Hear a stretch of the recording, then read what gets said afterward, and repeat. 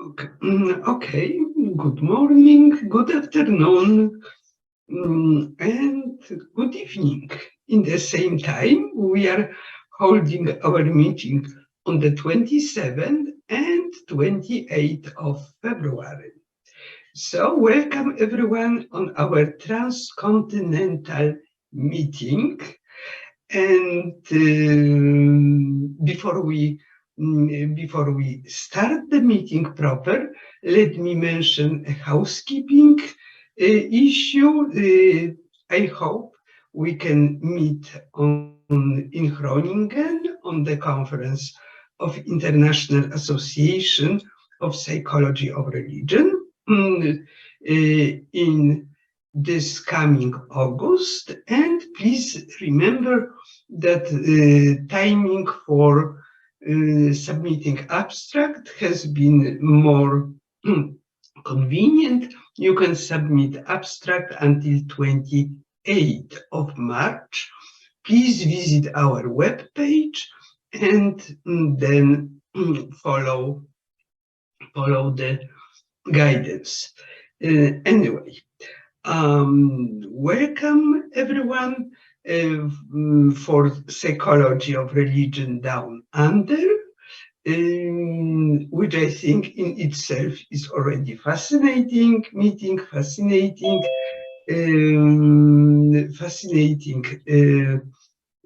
term. And first of all, let me introduce myself. I'm Halina Grzymała-Moszczyńska, President of IAPR, and we have two distinguished guests, Maureen and Vic. Instead of me presenting them, I would give them the voice because they will present themselves in the most adequate way. So, Maureen or Vic, who is starting? Good. Okay, so we are talking about SPRANZ, our new society for psychology of religion in Australia and New Zealand. The next slide shows the location.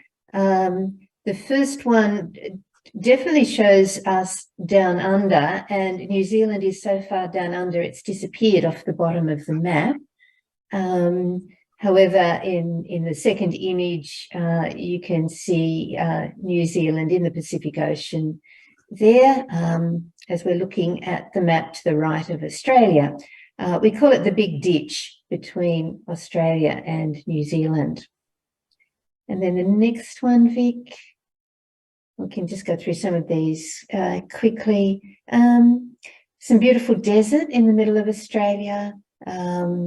And of course, New Zealand is known for its lakes and incredible scenery, the mountains, the water.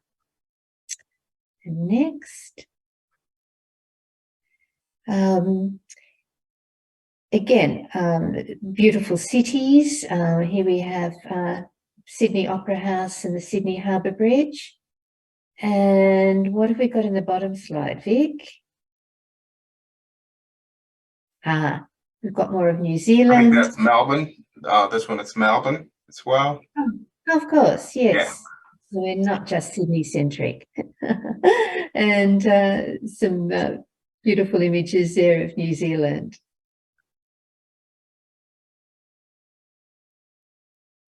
Okay. Please jump in, Vic, if you want to say anything about these ones. And I think New Zealand, it's a beautiful country. We have Jamie, who is also the Dean of the School of Psychology at University of Otago, who is also one of the leaders at SPRANZ, who is out. So I think he can speak more about New Zealand than I am. Hi, Jamie. Welcome. You want to kind of say something about the beautiful country, New Zealand? Can you hear me? Yes. Okay. I can't really talk too much. I'm in the airport lounge. I know.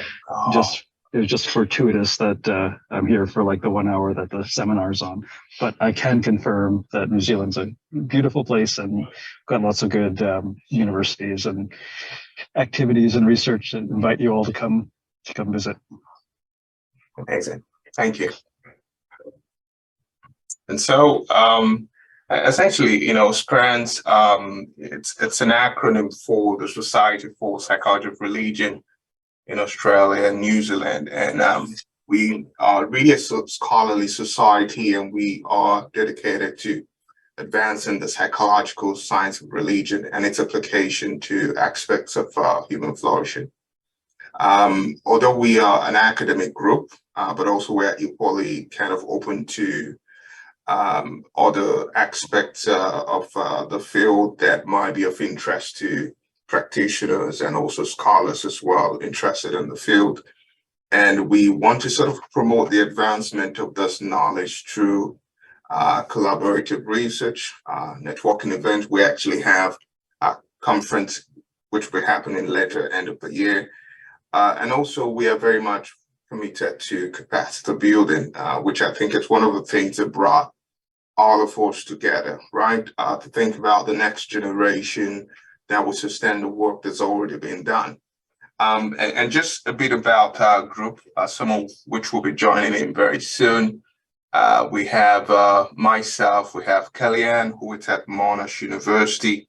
Kellyanne does some work around religion, psychology of religion, but also taking a positive psychology angle. Actually, last year, she was the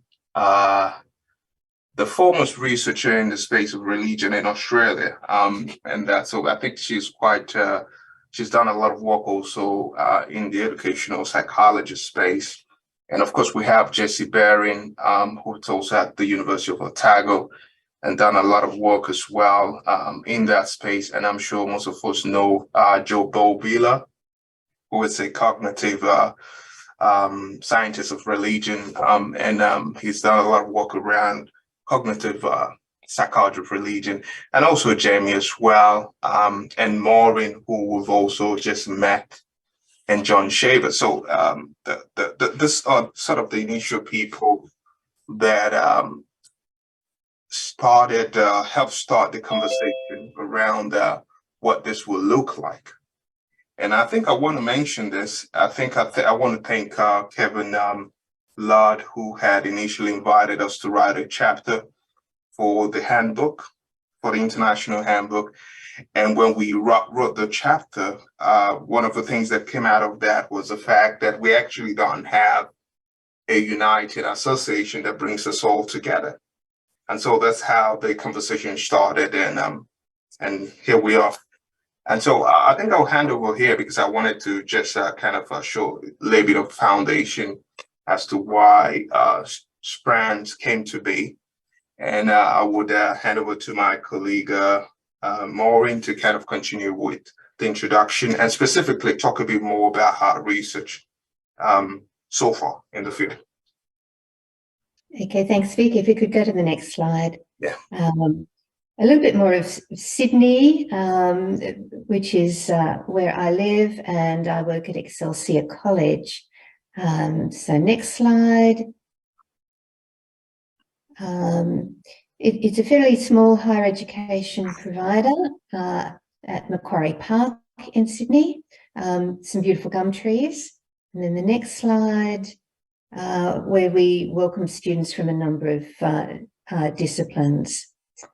Next slide. I'm just whizzing through these. Oh, sorry, you've seen me in person. You don't really need that one.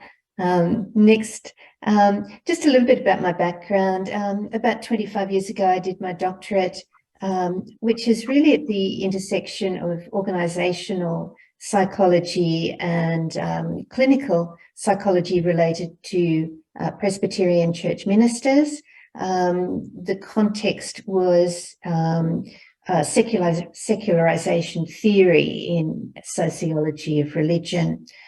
Since then, I've been involved in a number of conferences and then edited volumes relating to spirituality. So two here, creativity and spirituality, and then a volume Beyond Wellbeing, Spirituality and Human Flourishing. And just the next slide, Vic, very quickly. Some applications of the work around identity, and also some applications in clinical psychology. And here is the volume called Free to Love. It's really a manual for psychologists who are interested in schema therapy and using attachment theory there. And the next slide is basically just a few papers on burnout work engagement in the field of organizational psychology, publishing in journals such as Vocational Behavior, Journal of Occupational and Organizational Psychology, but then bringing spirituality as a key component of that research. And then the next slide is just some of the aspects of attachment applied to attachment to God, both amongst Christian and Muslim samples. And so some of that has been developing measures of attachment to God for Christian and Muslim people, but particularly for Muslim people. So that's a bit of a quick background on me. So if we go to the next slide, please, Vic, have we finished them? Yes. Oh, excellent. So we can get out of the slides and we can go back to Helena. Thanks. Yeah, and just to also add something to that, I think as we would see, Maureen's work as a clinical psychologist kind of reflects in her approach to the psychology of religion. And of course, for example, in New Zealand, you have most of our colleagues who are psychological scientists that take a particularly unique approach to the field as well. Myself, I think in terms of my research, what I think I bring in is the fact that I try to look at the people-place relationships, how our relationship with places, how that kind of shapes our understanding of psychology of religion, essentially. And so I would say that's what I bring in a sense. And yeah, over to you, Helena. Thank you.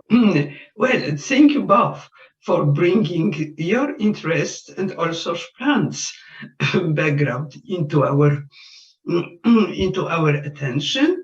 And let me ask you a question. Just before that, a general remark. I think we'll be discussing questions for about next 25 minutes. Then we'll have time for questions and answers. And you can type your questions into chat box, and Sarah Charles will supervise that and transfer to the speakers.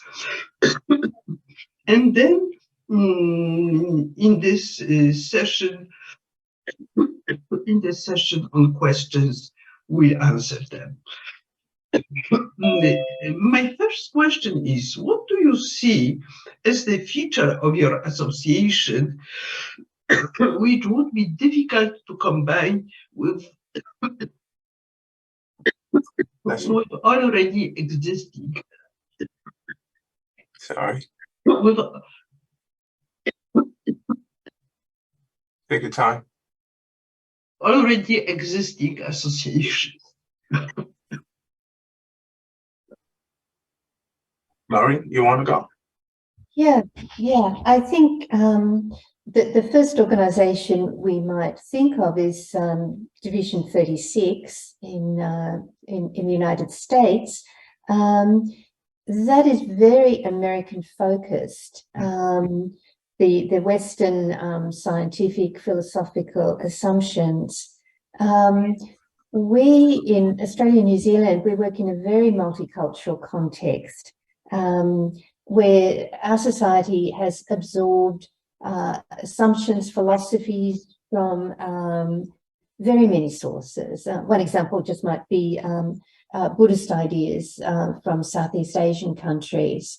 And so I think it's at that level of the very American-centric focus versus a very multicultural focus that would be, I think, a difficulty in trying to relate more to that kind of an organisation.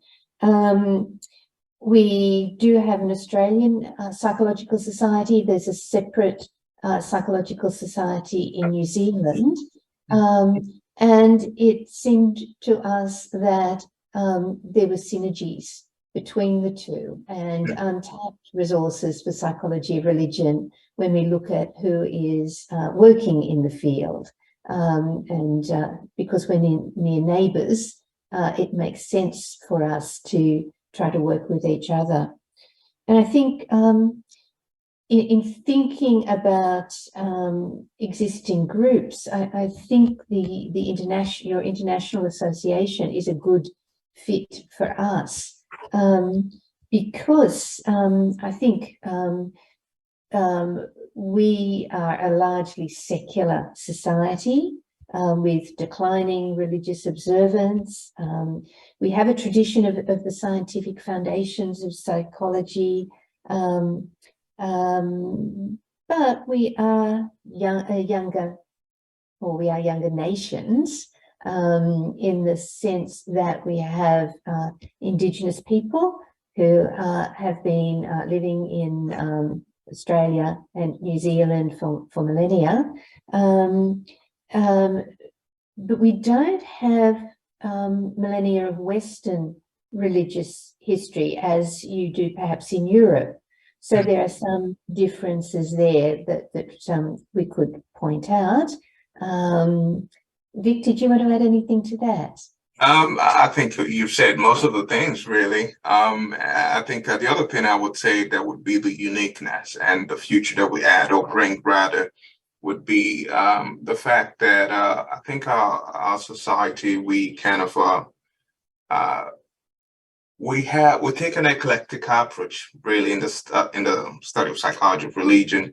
For example, you will notice clear differences between if we are to kind of go through the portfolio of the different works that we do, and each of the person or member in the group, you find that we have unique interests, right? And this international group is called the International Association for the Cognitive Science of Religion, for example, which arguably I would say it's a subset of in our field, but most of them are researchers that are based in New Zealand, and we are finding a common ground. Whether your approach to religion is taking a clinical psychology of religion approach, or your approach is taking the cognitive science approach, we are all finding a common ground. And so you find scholars in the field of cognitive science of religion, and also those that are pre-existing members of the IAPR and also APA. We're all working together. So I think that uniqueness, it's important compared to, you don't see something similar within our international organization or even the APA Division 36. So it's kind of the unique edge, I would say. And I'm glad that most of our colleagues in New Zealand who are very active within the cognitive science of religion movement actually part of, SPRANZ. Yes, thank you for the answer. And because New Zealand and Australia, for many Europeans, associates, first of all, with indigenous culture, indigenous religion. Let me ask you about that. How this component gets implicated in your research? Because for us, it's truly fascinating. Right. Yeah. Maureen, would you like to start? Yeah, I think there is a very highly developed spirituality amongst our First Nations people. In Australia, we have Aboriginal and Torres Strait Islander people. In New Zealand, of course, the Maori people. And I think that spirituality has been incredibly neglected in studies in psychology of religion until the very last decades. Although I have noticed, quite a bit of interest in studying Aboriginal spirituality from the humanities. And I think there are many political overtones, particularly at the moment, in the study of Aboriginal spirituality because it's been so linked to issues around land rights and other matters that can be quite divisive within our broad society. So there are great difficulties in trying to study Aboriginal spirituality. I think, and I think I'd like to mention this before speaking about how we might include Aboriginal and Maori spiritualities within our studies. So some of the difficulties are the differences in assumptions and philosophies. So of course, our Western psychology is based, very much in a positivist scientific framework. In that context of individualism, focused on the individual, whereas Aboriginal, our Indigenous peoples, very much based in a collectivist society. And beyond that, I think our Indigenous peoples have viewed Western psychology as complicit in the racist assumptions that have existed and still exist in our society. For example, they would point to evolutionary theories that have been used to label Indigenous peoples as less fit or inferior to white Australians and New Zealanders. Possibly the misuse of psychological tests that have been developed for Western culture. And it was only in 1985 that in Australia that the first conference was held on psychological testing of ethnic minorities. So we've got a very recent history in taking Aboriginal culture and spirituality very seriously, as far as the discipline of psychology is concerned. And as well as that,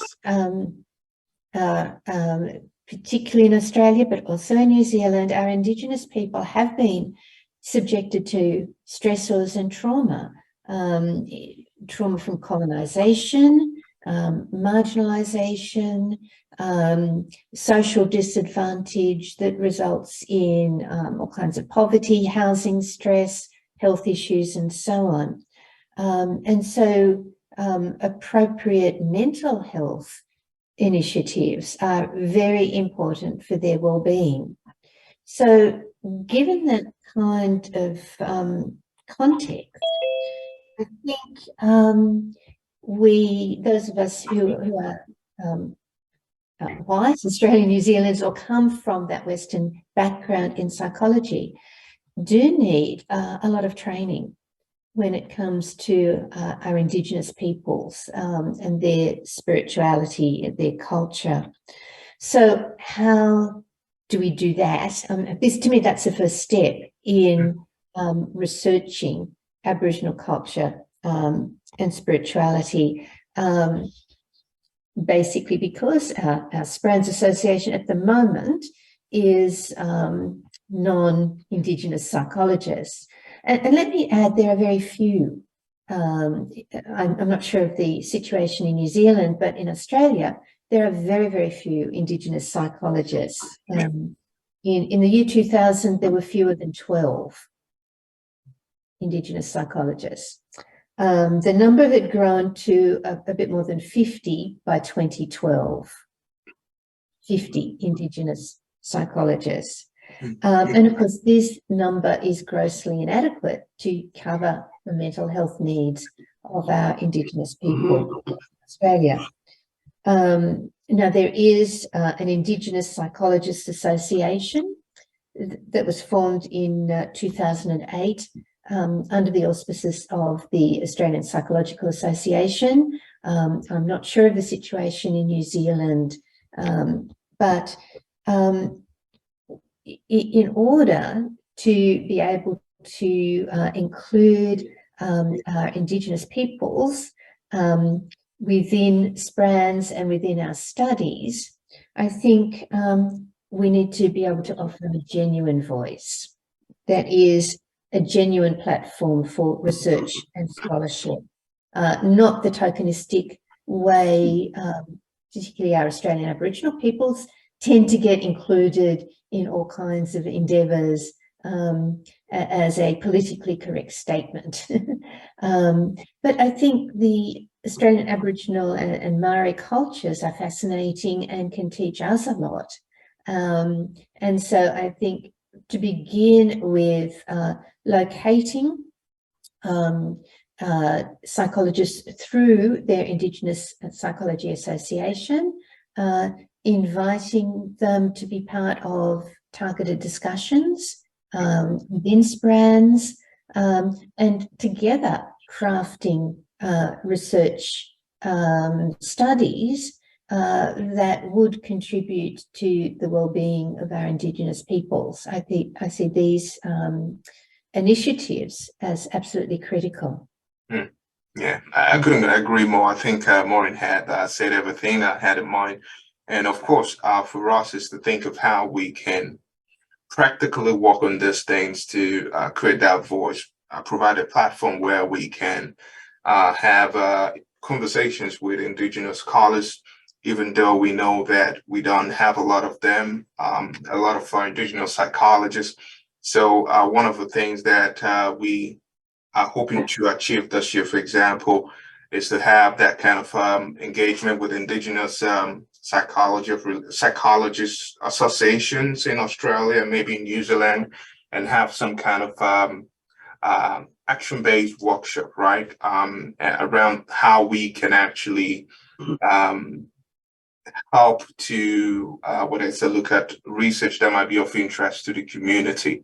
And so we already have those, we're currently having those conversations. And my hope is that we are able to find ways to strengthen partnership with Indigenous scholars and make them part of the group as well. Like, for example, things like forgiveness could be a very important psychology of religion topic that might be of interest. And we could think of how we can actually study that and think of interventions that might be relevant for the community. But at the end of the day, of course, it's important we bring it back to the community so that they are sort of empowered through the process, you know. Mm-hmm. But of course, when it comes to Indigenous relationships in Australia and also New Zealand, I'm sure it very much differs, right? The narrative in New Zealand, I'm not sure I know much about it. Jamie, you want to chip in on that? Because he's based in Otago. Yeah. Everyone's looking at me, but I'll just say I have to chip in a little bit, just to say something about the New Zealand context. Yeah, so I think, I mean, a lot of what Maureen said applies in the New Zealand context as well.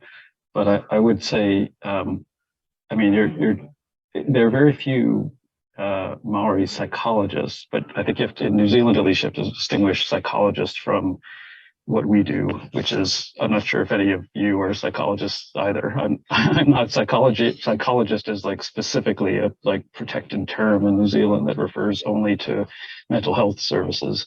Right. So I'm like entirely a research psychologist. I'm not sure what all of you do. So there are plenty of Maori psychologists, that is research people, far fewer than the representation of the population, but I mean that is something that's growing a lot faster than mental health psychologists.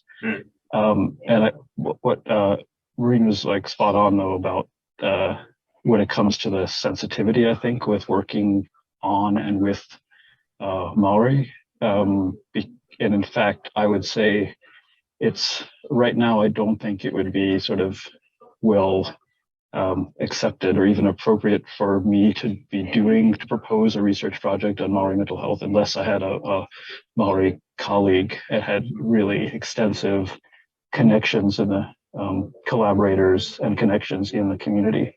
Right. So it's not something that can be done. It would help to have some Maori researchers on this group, but it wouldn't be, even then it wouldn't be instantaneous. It could require, years of sort of relationship building, I think, before we would be suited to engaging in that kind of work on our own. What would you name as the most vital competencies and capacities for someone who intends to work with Maori people? You've mentioned issue of trust, which is vital, but I guess not only trust matters. What other competencies could you bring in? Mm.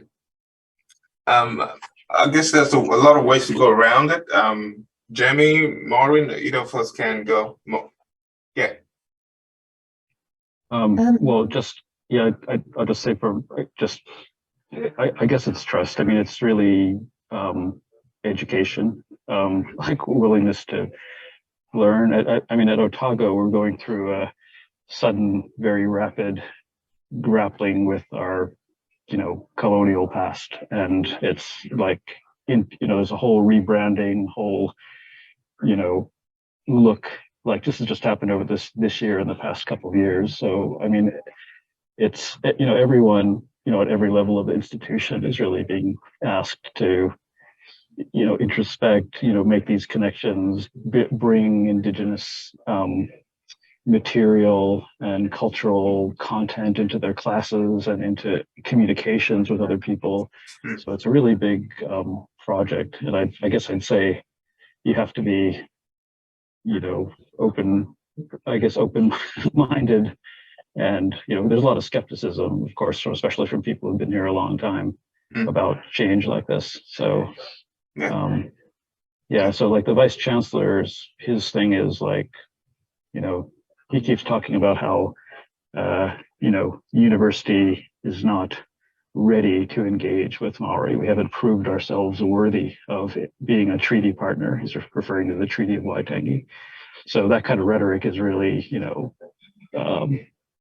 confronting, I guess, for a lot of people. Mm-hmm. So, including me, it's like takes a lot of getting used to. So I'd say like you have to be very, I guess, open-minded. I mean, trustworthy and trusting helps as well. But yeah, Maureen, I'm sure you have also some thoughts on that because I think there's assumptions as well playing to it. Yes, I was going to say that the assumptions. I think it's important that we begin by looking at our own assumptions. What are the assumptions that we have? Philosophical, psychological, the nature of human beings, as a result of our training, our background, our cultures. And then I think we need to look to the value in our Indigenous peoples' culture and their spirituality. And I think for our Indigenous people, maybe we don't need to include just psychologists because they are such a minority.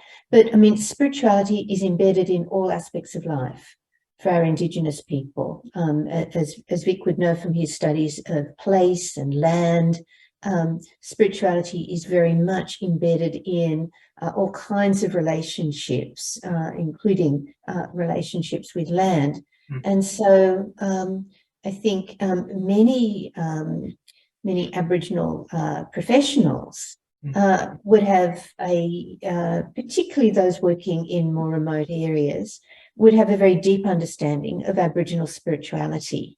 And maybe we need to be learning from them as well and developing our appreciation of that through conversations, through trying to be open to the value in what our Indigenous peoples bring to us.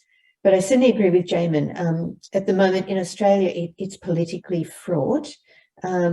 We have a referendum that will be held later this year on the topic of an Aboriginal Torres Strait Islander voice in Parliament and having a specific right to consultation written into the Australian Constitution. Now this follows on from certain land rights and so on being granted to Aboriginal people. But there's so much debate about this referendum at the moment. So it is politically fraught. I think we will need to be very sensitive to the political context as we're trying to understand more, to involve Aboriginal people within SPRANZ. Yeah. Yeah, I couldn't agree more. And of course, on our part, it's to think of how to work with the indigenous communities, both in Australia and New Zealand, and together work something out, right? And it's not something that we want to take a lead on, right? We want them to be equal partners in those conversations, and through that we can think of how we can challenge our assumptions and maybe do something together. So that's one of the things I'm hoping that we can achieve this year. Let's, if not for anything, have like a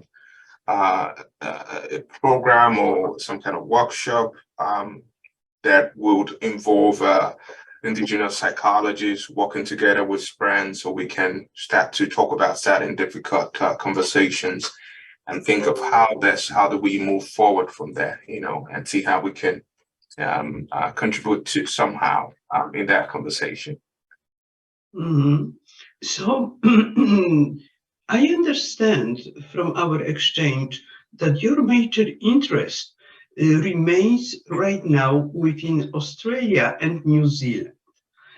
But let me imagine if and when SPRANZ conducts international research, in what way would you like the IAPR to help SPRANZ? Can we, as existing organization with very long history, could be, realistically speaking, from your perspective, anyhow useful for you?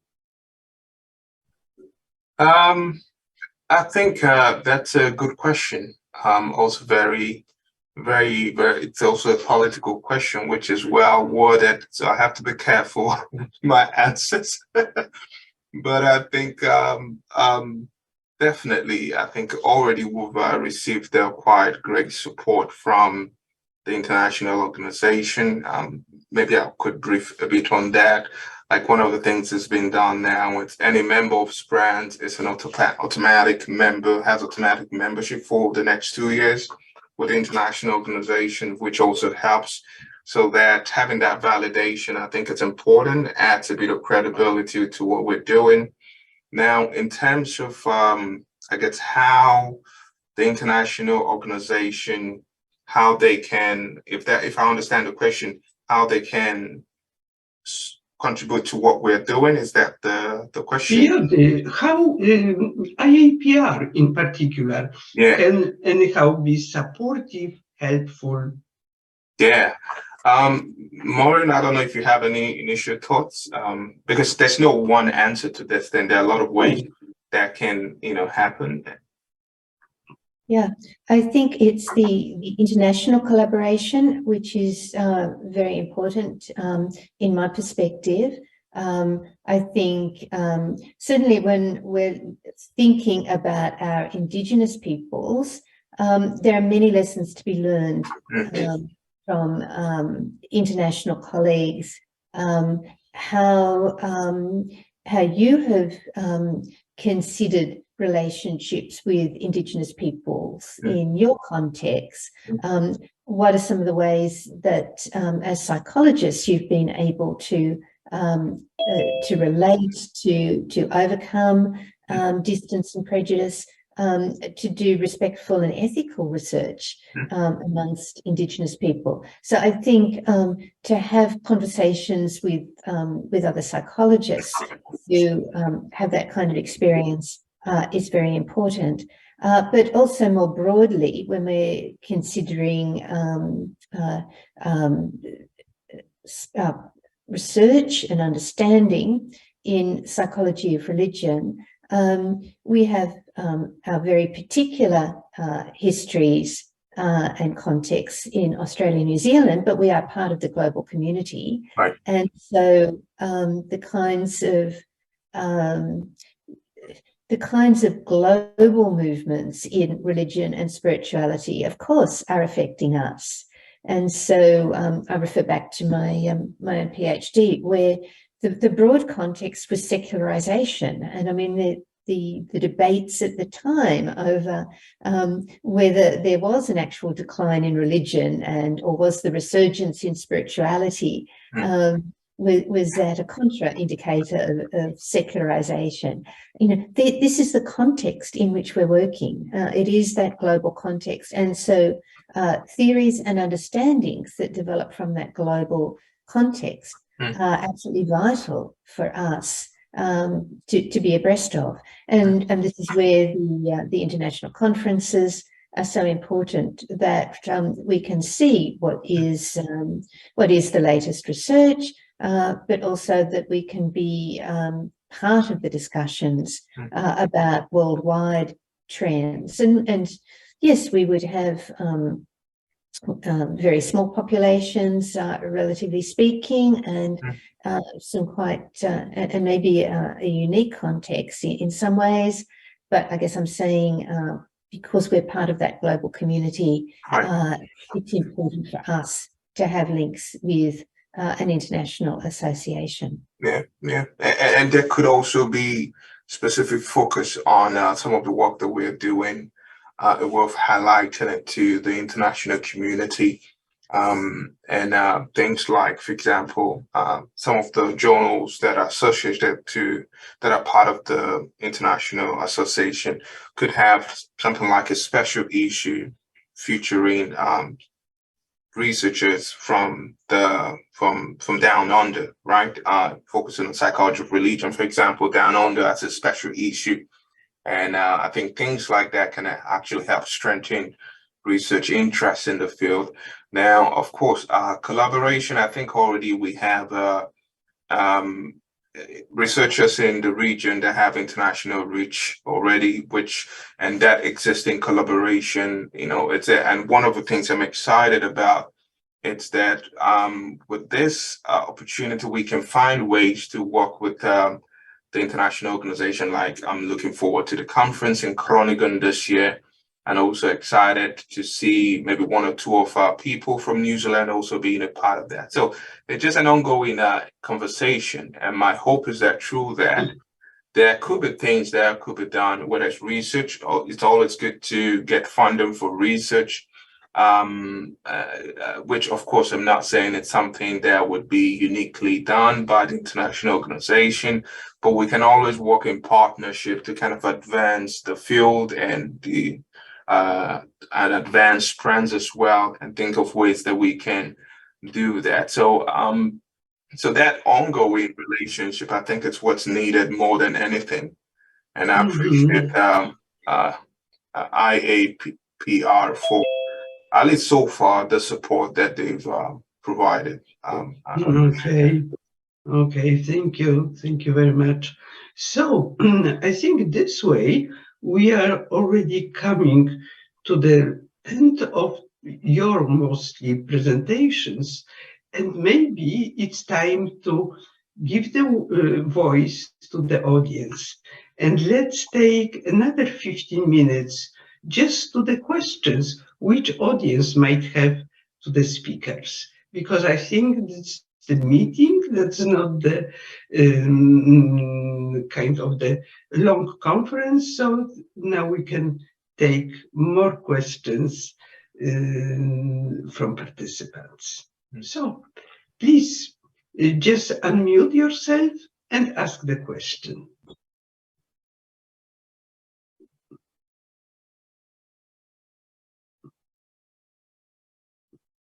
I think that's a question from...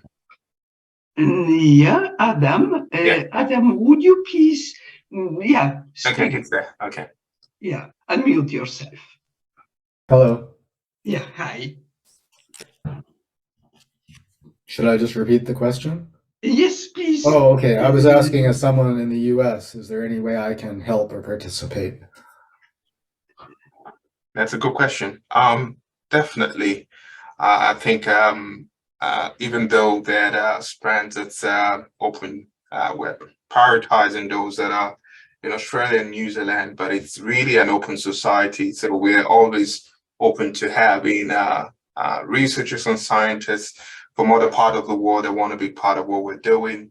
and that can also expose us to opportunities. Like Adam, for example, I know you've had incredible success in the field, and if there are ways that we can think of ongoing projects that can involve contextualizing your research to Australia and New Zealand as well, we can definitely look into doing that. Yeah. So it's not limited to, I guess, those that are just in Australia and New Zealand, even though we are prioritizing that. For example, myself, I'm currently in Virginia, in the US. I moved from Sydney just last year. But I'm still very much part of our group and being part of the work that we're doing over there. Mm-hmm. Yeah. Thank you, Adam. Thank you for answering Adam's question. And who else? Yeah, you were. I think yes. Yes, me. I'm living in the northern of Europe, and we have a development of psychology of religion that's going towards the existential issues of psychology. There's kind of melting of religious issues and existential issues in psychology in Northern Europe, especially Scandinavia, these years. How do we look on that issues in grants? Did you understand my question? Any integration of existential themes or topics in the psychology of religion down at your place? I think that comes very much into my work in clinical psychology and looking at spirituality in the context of mental health. Because when you're working with people who have been suffering trauma and loss and so on, these are the existential issues that are raised. And so, yes, grappling with notions of being, very, very important. So I can see that the connections there are very logical and reasonable connections within the clinical sphere. And of course, clinical psychology needs to draw upon good theory as well as studies of psychological practice. So I think bringing those together can be very useful. But I think there are still distinctions that we can make between what has traditionally been psychology of religion and the study of psychology of religion and spirituality and existential psychology, and being able to respect the theoretical frameworks of each other, the philosophical frameworks. I think nonetheless, we could have a very good conversation. I don't see that trend happening in Australia at the moment, but it's fascinating to hear about that happening in Northern Europe. Yeah. Do I understand you, Maureen, that you suggest that one of the good ways of collaboration at this stage is just to start to build sort of the common framework, and by discussion, by dialogue, and would this be as the option, possible option, just organization, in your organization, just setting meetings around some crucial issues for SPRANZ and invite people from other cultural contexts to contribute, and this way to get to learn another perspectives, to present your perspective, and slowly get to recognize uniqueness of each of them. Helena, thank you for that brilliant summary and extension. Indeed. I think, I'm quite a senior psychologist and researcher now, senior in years, and it's certainly been my experience that the more we can broaden our perspectives, and the more we can challenge our own assumptions and values, but retain an integrity around who we are. Right. We must have some sort of core, some sort of identity, perhaps, whatever word you want to have for it. You know, this is who I am, this is what I stand for, but within that, to be able to say, and I have a lifelong desire to explore, to learn, to question, to understand from different perspectives, so that either in my research, I'm not blinkered, or in my psychological practice, or both, that I can reach out to the widest possible range of people, or else understand them at greater depth. And so, Helena, I think, yes, you're quite right. It's sitting and listening and discussing, who am I, reflecting upon who am I, what is my psychology, if you like, what is yours, how can we enrich each other? And also those kind of conversations should also have take a scientific approach as well. Which I think it's important to where we have answer those existential questions and synergize the teams. And also it's important to think of how to operationalize that. And what's unique about what we do is that we have strengths on both sides. For example, our colleagues in New Zealand will have that emphasis on the science, right, behind the psychology. And so taking that dual approach, I think is important. But those conversations are always very, very essential, very essential. And so what you find is that if we don't take that eclectic approach, there's a tendency for groups of, whether it's researchers and scholars, to kind of split, depending on what is their interest, or teams that is of interest to them. So we try to be a bit more eclectic in our approach with SPRANZ. And then at the end of the day, find a way to unite our teams. It won't always be perfect, but somehow by infusing the different perspective, we're able to come to an agreement on something, right? And what actually unites us. You know, and it's still an ongoing conversation. I'm not saying we have the model for it already, so we're still in exploration. And one of the things we want to do is to start the conversations, and which I'm hoping we'll be having more of that during our conference later in the year in December. But also maybe we could edit a book on the psychology of religion down under. And those are ways that we could start to synergize our thoughts, and maybe in those kind of conversation, have scholars from Europe and different parts of Africa to kind of respond to the chapters in each specific section. So those are ways that we can synergize our ideas and start to come to commonality of our ideas and teams as well, you know? Yeah. Yeah, if I may suggest, why don't you bring this sort of proposal, ideas to Groningen?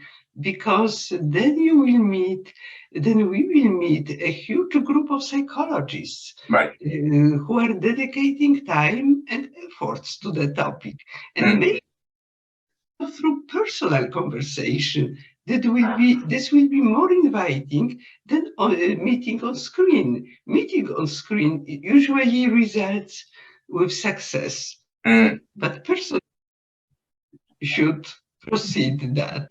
Yeah, I agree.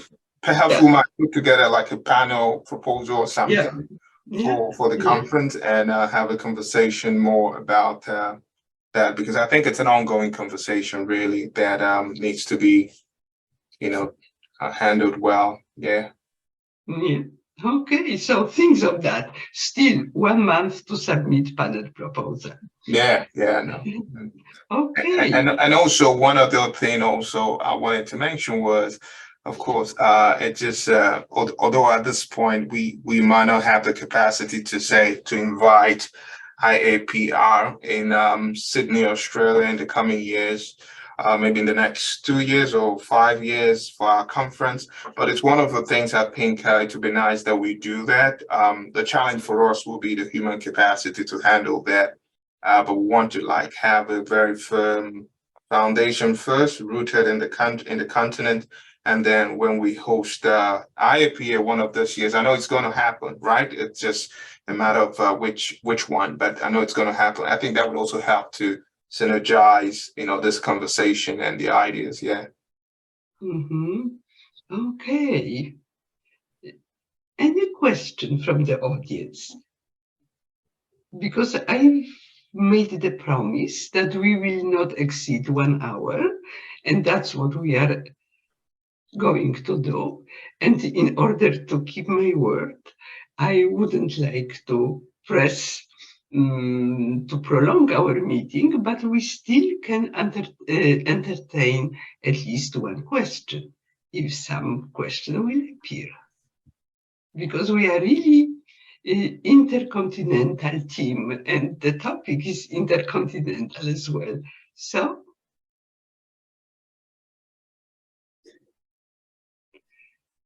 okay, if there is no question, let's take our members' meeting as the beginning of individual meetings online and meeting face-to-face in Groningen. Thank you very much.